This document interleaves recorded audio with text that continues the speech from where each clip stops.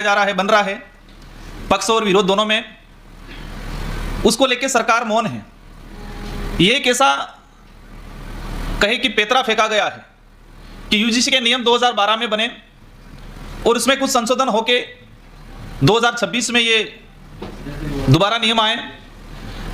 2012 में नियम जरूर बने, लेकिन इसके बाद कई घटनाएं हुई। उच्च शिक्षण संस्थाओं में जातिवाद भेदभाव बढ़ता ही गया और उसके दो उदाहरण हैं। रोहित वेमुला का जो घटनाक्रम हुआ और महाराष्ट्र के अंदर डॉक्टर की डिग्री प्राप्त करने वाली पायल तड़वी के साथ जो घटनाक्रम हुआ, और उसी को लेके आज यूजीसी को नए नियम आए, लेकिन सरकार मौन है। सरकार हर तरफ एक वोट बैंक की राजनीति कर रही है।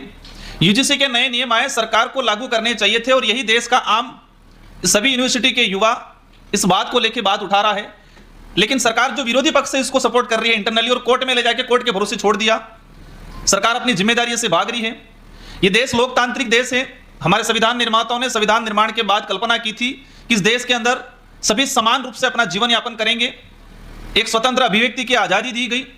लेकिन कुछ विचारधारा आज भी ऐसी जिंदा है जो आज से 500,000 साल पहले जो विचारधारा उच्च नीच में विश्वास करने वाली जो विचारधारा थी, इन विचारधाराओं को जन्म देने का, इन विचारधारा को आगे बढ़ाने का काम कर रही है। और ऐसी विचारधारा आज देश की कई उच्च शिक्षण संस्था हो, कई समाज में है, कई क्षेत्र में ये आज भी फैला रहे हैं, हम सोशल मीडिया पे देख रहे हैं। और जिस तरह से गुंडागर्दी हो रही है, इलाहाबाद यूनिवर्सिटी का भी एक वीडियो सामने आया कि इलाहाबाद यूनिवर्सिटी के छात्र बैठ के यूजीसी पे चर्चा कर रहे हैं और बाहर के एक बजरंग दल के नेता जाके अंदर जाके, जो यूनिवर्सिटी का छात्र भी नहीं है, जाके गुंडागर्दी करके बच्चों के साथ मारपीट की गई है। जिस तरह से देश में वर्तमान हालात हैं, जिस तरह से युवाओं की आवाज दबाई जा रही है, एक युवा लीडरशिप जो पनपती है यूनिवर्सिटी से, और इन युवाओं को ही आज इन यूनिवर्सिटी से निकालने का काम किया जा रहा है। कई राज्यों में इन सरकारों ने चुनाव ही बंद करा दिए हैं ताकि युवा लीडरशिप नहीं पनपे, और युवा लीडरशिप पनपेगी तो स्वाभाविक है कि सही गलत पे सवाल करेगी, अन्याय होगा वह बात रखेगी, इस देश की बर्बादी हो रही है तो वहां पर भी अपनी बात रखेगी। आज जिस तरह से देश में माहौल बनाया गया है, मैं देख रहा था हमारे जो प्रेस कॉन्फ्रेंस की जा रही है तो कौन कौन से चैनल आए हैं, किन किन चैनलों को इन्वाइट किया था, लगभग सभी चैनलों को इन्वाइट किया होगा।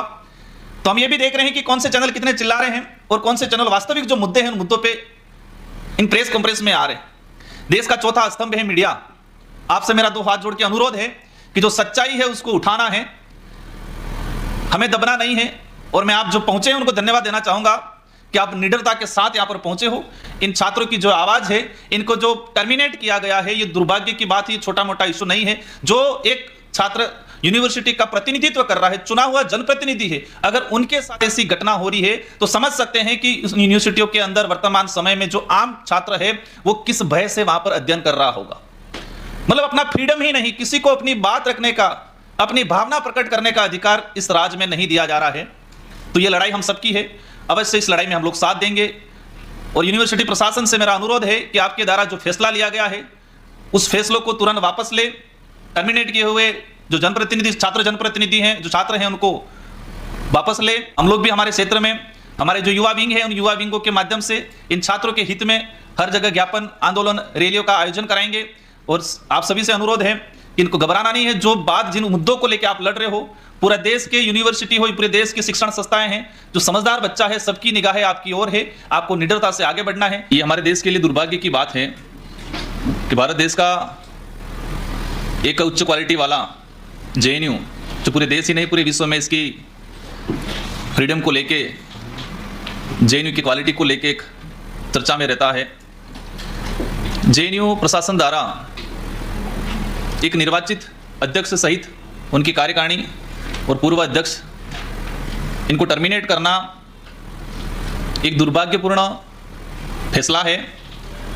और इस दुर्भाग्यपूर्ण, इसको कायरतापूर्ण फैसला भी कह सकते हैं, क्योंकि ये मामूली छात्र नहीं इस यूनिवर्सिटी का प्रतिनिधित्व करते थे। 8 से 9 हज़ार बच्चों का प्रतिनिधित्व कर रहे हैं। इनको जेएनयू के छात्रों ने चुना गया है। ये हमारे लोकतंत्र पर और विशेषकर युवाओं की आवाज़ को दबाने के लिए ये एक दुर्भाग्यपूर्ण फैसला लिया गया है।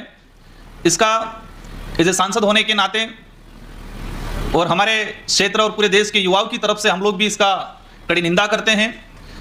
जेएनयू के छात्र, सारे छात्रों से मेरा अनुरोध है कि पूरे देश के आम नागरिक पूरे देश के युवा आपके साथ हैं और हमारे पार्लियामेंट्री जो हमारे आज माननीय सदस्य आए हैं, कई सदस्यों को इनवाइट किया था, मुझे जानकारी मिली किसी कारणवश नहीं आ पाए हैं, लेकिन हमारा प्रयास रहेगा कि इस बात को पार्लियामेंट में भी उठाया जाएगा और आप जिस सच्चाई की लड़ाई लड़ रहे हो उस लड़ाई में हम लोग साथ रहेंगे।